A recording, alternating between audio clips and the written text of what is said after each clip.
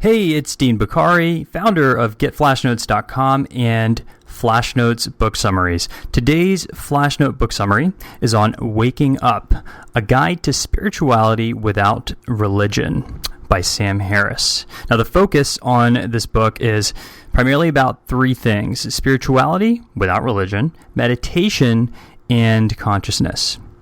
A crucial quote from this book by the author is, "The way we think directly influences our experiences in the world."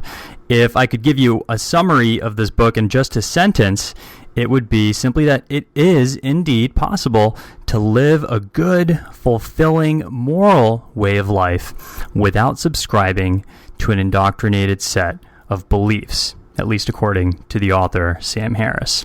Quick overview. Okay, so Sam Harris is a super controversial dude, mainly due to his beliefs or lack thereof as an atheist, meaning he doesn't believe in God. Okay, and the massive influence he's had on his growing community of supporters. So he also happens to be a neuroscientist that openly criticizes every religion outside of atheism. So if you can swallow that, and if you can do your best to avoid taking personally anything that seems like an attack on your religious beliefs, then you might benefit from reading this book. In this FlashNotes book summary, however, what we're going to do is we're going to keep it as unoffensive as possible by focusing primarily on only the actionable insights gained from the book, because there are a ton of nuggets of wisdom in here, and nearly every idea he proposes really makes you think, as in it really makes you just sit there and ponder about the implications of the ideas that he just put forth. Quick side note, Harris says that 20% of Americans consider themselves as quote-unquote spiritual but not religious. If that's you, then you might really enjoy reading the original book after you're done with these flash notes as well. So, in all honesty, I've never really read anything like this before. There aren't many people out there that can actually package, present, and then unpack ideas the way that the author Sam Harris can. And it's the polarity between his perspective as opposed to everyone else's that really makes him so unique and interesting. On one hand, Harris seems to come off just as an unempathetic to religious people as fellow atheist and biologist Richard Dawkins. On the other hand, though, Harris seems to genuinely care about helping people and helping them embrace a scientific approach to spirituality. So his background as a neuroscientist sort of explains some of the reasons why he seems to be bashing every religion on the planet and coming off as ignorant to the implications of the various holy books like the Old Testament, the Bible, the Quran, etc., etc., and in the process of doing that. So, for instance, like the differences between literal interpretations of a holy text versus the metaphorical interpretations of a holy text are totally different, right? But it seems as though Harris has a different perspective in that regard. His background as a student of philosophy, though, explains the spiritual side of Harris, the side that people misunderstand and misinterpret, the side that wants to teach the world that it is indeed possible to live a good, great, fulfilling life without being afraid of hell or being motivated to do good deeds only because you want to get to heaven. I mean, wouldn't we want to do good regardless of what the pleasurable result or the painful result of those things would be? Wouldn't we want to just do good either way? From my perspective, with regard to Harris, I see a man who's decided to do something that most critics of religion do not do. And that's actually propose a solution. Most people complain about problems all day long, but rarely do they actually get up and make a valiant effort to solve the problem that they're spending so much time criticizing, right? In Waking Up, I see someone who took the time to craft an alternative path to spirituality than the one that most people are used to. And all of it is within the same scientific train of thought from which his criticisms of organized religion were conceptualized originally, if you've read any of his original books. A quick side note, if there's one thing that I could say, which is the reason why I set the context like this, if I could just give Harris or anyone with a polar point of view one single suggestion, it would be to align first and explain second, which is why a lot of people find him so controversial. Sort of like what Dale Carnegie writes about in How to Win Friends and Influence People. To get people to see from your point of view, you first need to see things from their point of view.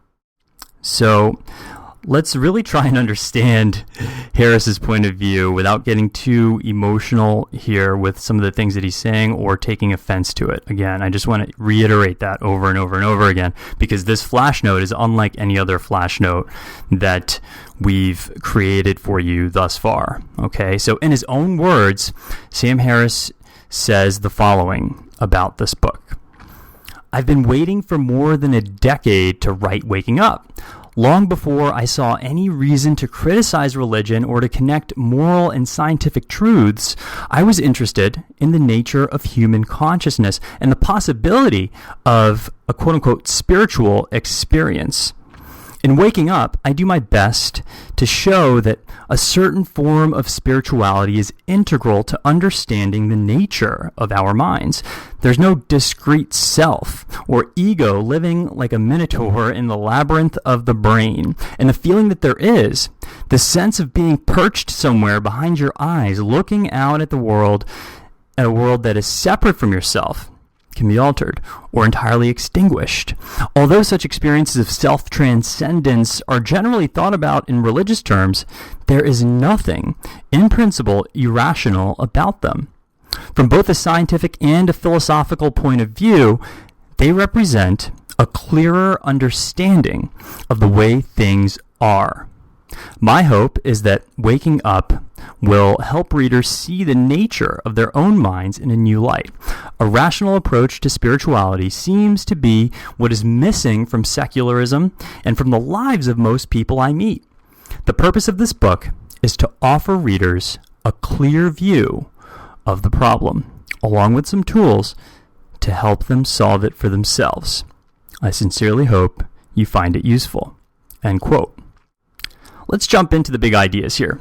So the first big idea is spirituality without religion, the subtitle of the book.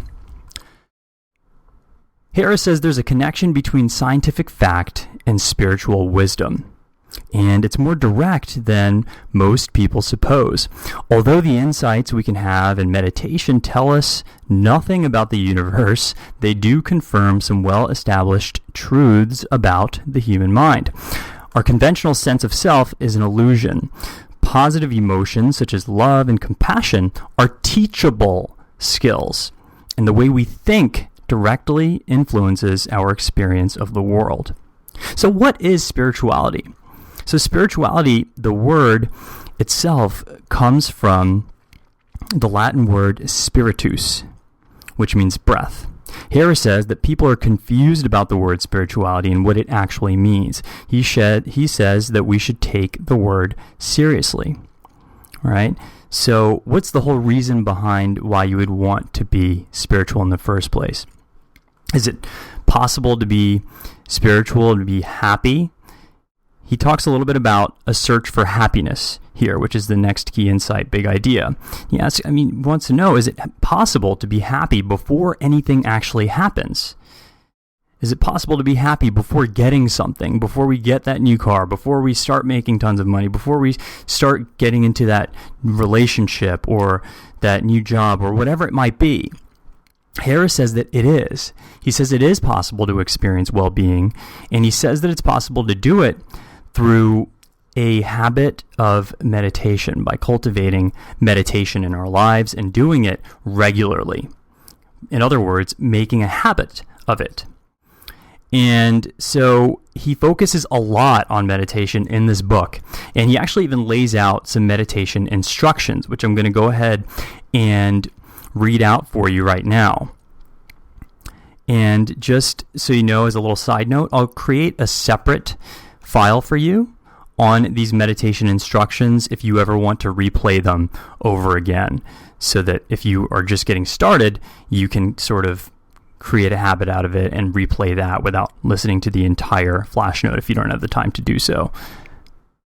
Meditation instructions. So first, sit comfortably with your spine erect, either in a chair or cross-legged on a cushion. Number 2, close your eyes, take a few deep breaths, and feel the points of contact between your body and the chair or the floor. Notice the sensations associated with sitting. Feelings of pressure, warmth, tingling, vibration, etc. 3, gradually become aware of the process of breathing. Pay attention to whatever you feel the breath, or wherever you feel the breath most clearly, either at the nostrils or in the rising and falling of your abdomen. 4, allow your attention to rest in the mere sensation of breathing. There's no need to control your breath. Just let it come and go naturally. Every time your mind wanders in thought, gently return it to the sensation of breathing. 5, as you focus on the breath, you'll notice that other perceptions and sensations continue to appear. Sounds, feelings in the body, emotions, etc. Simply notice these phenomena as they emerge in the field of awareness, and then return to the sensation of breathing. 6, the moment you observe that you've been lost in thought, notice the present thought itself as an object of consciousness. Then return your attention to the breath, or to whatever sounds or sensations arise in the next moment. 7, and the final step, continue in this way until you can merely witness all objects of consciousness, sights, sounds, sensations, emotions, and even thoughts themselves, as they arise and pass away. The mystery of consciousness. So what is consciousness? Well, as defined by Harris and many others, consciousness is the experience of quote-unquote being. It's the subjective feeling of knowing that you are a collection of atoms and molecules. Knowing that a collection of atoms and molecules is actually you. It's the awareness of you. Okay, so fun fact is that there aren't any pain receptors in the brain. There's not much of what we actually believe is I, which we'll get into here momentarily in the next big idea, that if we really look for I, as Harris says, we won't find it, which is a really interesting thought. It's a very thought-provoking idea that I'd never really thought about until I read this book. Jumping into the next idea, the self is an illusion. Harris says, quote, the conventional sense of self is an illusion. Spirituality largely consists in realizing this, moment to moment. Most of us feel that our experience of the world reflects or refers back to a self. Not to our bodies precisely, but to a center of consciousness that exists somehow interior to the body, behind the eyes, and inside the head. The feeling that we call I seems to define our point of view in every moment. And it also provides an anchor for popular beliefs about souls and freedom of will. And yet this feeling, however imperturbable that it may appear at present, can be altered, interrupted, or entirely abolished. Subjectively speaking, the only thing that actually exists is consciousness and its contents. End quote. Pretty heavy stuff, right? It's definitely worth thinking about, though. When we say I, what do we mean? right? Try to actually answer the question, where am I? See what you come up with. Am I my body? My eyes? My mind? Am I a combination of all that put together? Who am I? Who am I? What am I? Harris says that to be truly spiritual is to realize that there's no such thing as a soul or a spirit or a self, saying that a belief in a soul or spirit leads people farther from the truth of what actually is, of reality. This is very similar, by the way, to the Buddhist train of thought. Next idea, the riddle of the self. So philosopher Derek Parfit once posed an experiment that went something like this. Imagine for a second that you live in a world in which teleporting was actually real, okay? Have fun with me for a second.